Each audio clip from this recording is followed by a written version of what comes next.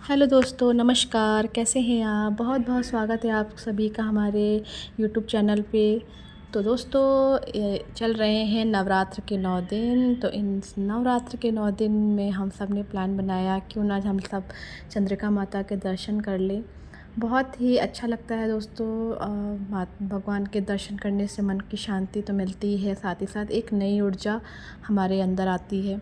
तो हम छुट्टी का दिन था दोस्तों, तो हम सब ने डिसाइड किया कि चलो माता के दर्शन कर लेते हैं। और हम अपनी पूरी फैमिली के साथ निकल पड़े चंद्रिका माता के दर्शन करने।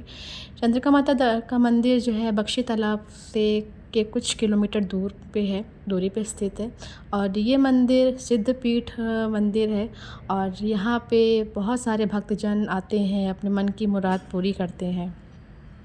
तो दोस्तों, इस मंदिर की स्थापना ये कैसी हुई, माता कैसे प्रकट हुई, इसमें बहुत सारी कहानियाँ हैं दोस्तों। कहते हैं लक्ष्मण जी के पुत्र चंद्रकेतु अश्वमेध यज्ञ करके लौट रहे थे और जंगल में विश्राम किया था। काफ़ी घना अंधेरा छा गया था और उन्होंने अपनी सुरक्षा के लिए माता से प्रार्थना की थी। तब चंद्रिका माता प्रकट हुई थी और उनको आश्वासन दिया था और उनकी रक्षा की थी। इसके साथ ही साथ ये भी कहा जाता है कि भगवान कृष्ण जी ने बर्बरीक यानी जो कि घटोत्कच जी के पुत्र थे, उनको शक्ति प्राप्त करने के लिए यहीं पर जो है तपस्या करने के लिए कहा था देवी की। तो इसी कारण से यहाँ पे चंद्रिका माता का मंदिर स्थापित हुआ। और इससे अलावा ये भी कहा जाता था कि कुछ यहाँ पे ग्रामीण लोग रहते थे जिन्होंने जो है यहाँ पे बहुत पुरानी मूर्ति जो है उन्हें मिली थी और उन्होंने यहाँ पे मंदिर की स्थापना की थी, जिससे चंद्रिका माता प्रकट हुई थी और सबको आशीर्वाद दिया था। तो कई सारी मान्यता है, लेकिन सबसे अच्छा ये है कि यहाँ पे जो भी दर्शन प्राप्त होते हैं उससे हमारे मन की सारी मुराद पूरी होती है। तो फाइनली हम दोस्तों पहुँच चुके हैं चंद्रिका माता के दर्शन। तो बोल साचे दरबार की जय। तो बड़ा एक्साइटमेंट थे क्योंकि काफ़ी समय बाद हम आए थे। 1 साल 2 मतलब हमेशा प्लान बनता रहता था हमारी फैमिली के साथ, लेकिन कुछ समय से प्लान नहीं बना पा रहे थे। शायद माता की इच्छा नहीं थी, क्योंकि कहते हैं जब भगवान की इच्छा होती है तभी हम उनके दर्शन करने के लिए उनके दर पर, उनके मंदिर पर जाते हैं। तो बहुत समय बाद हम आए थे उनके दर्शन करने के लिए और देख रहे थे काफ़ी कुछ बदलाव हो गया था। पहले तो बहुत सारी चीज़ें जगह जगह नहीं बनी थी, लेकिन बहुत अच्छा लग रहा था देखने में। और चारों तरफ हरियाली हरियाली थी, बहुत अच्छा लगा देखने में। और मतलब कई सारे भवनों मतलब मकान और बहुत सारी फैसिलिटीज़ हो गई थी, लाइक गाड़ी जो है चलने लगी थी। और हम वाहन वगैरह पहले बहुत नहीं मिलते थे, अपनी अपनी गाड़ियाँ करके हम लोग आते थे दर्शन करने के लिए, लेकिन अभी हम देख रहे थे कि बहुत सी गाड़ियाँ चलने लगी हैं, बहुत सारे वाहन चलने लगे हैं। तो फाइनली हम मंदिर की तरफ बढ़ रहे थे दोस्तों।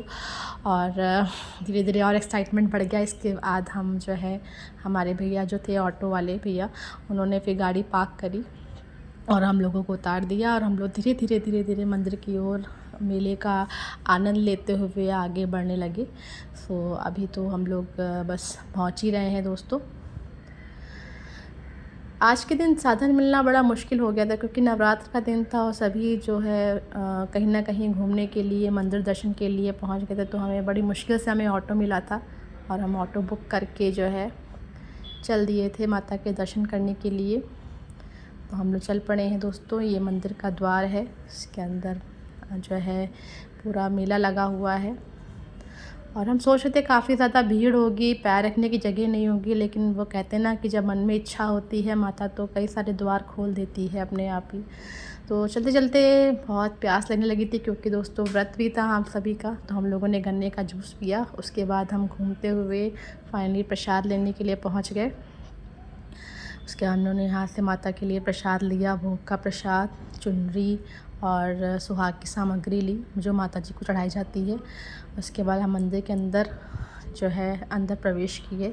साथ ही साथ हमने माता के दर्शन किए, उनका आशीर्वाद प्राप्त किया, उनसे प्रार्थना की अपने परिवार की सुख शांति के लिए कि वे हमारे परिवार में सुख समृद्धि बनाए रखें, अपने भक्तों की रक्षा करें। फिर हम लौटे और बड़ा अच्छा लगा दोस्तों, और माता के दर्शन प्राप्त हुए, बहुत आनंद आया। मैंने बहुत ही छोटा सा ब्लॉग बनाया है दोस्तों, आई होप आप सबको अच्छा लगेगा। अच्छा लगे तो कमेंट बॉक्स में लिखकर ज़रूर बताइएगा और मेरे चैनल को सब्सक्राइब भी कर दीजिएगा। और बहुत ज़्यादा नहीं दोस्तों मैं घूम पाई, और क्योंकि धूप बहुत तेज़ थी और आयु की तबीयत थोड़ी ठीक नहीं थी। आनन फानन में हमने प्लान बनाया कि ना चलो बच्चों को भी दर्शन करा दे। तो अगली बार कोई भी ऐसा ब्लॉग बनाऊँगी तो फिर से आप सभी को दर्शन कराऊँगी। तब तक के लिए दोस्तों बाय बाय, राधे राधे। और आपको मेरा ये वीडियो कैसा लगा मुझे कमेंट बॉक्स में लिख कर ज़रूर बताइएगा।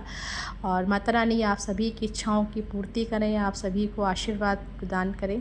तब तक के लिए दोस्तों बाय बाय, राधे राधे, हर हर महादेव।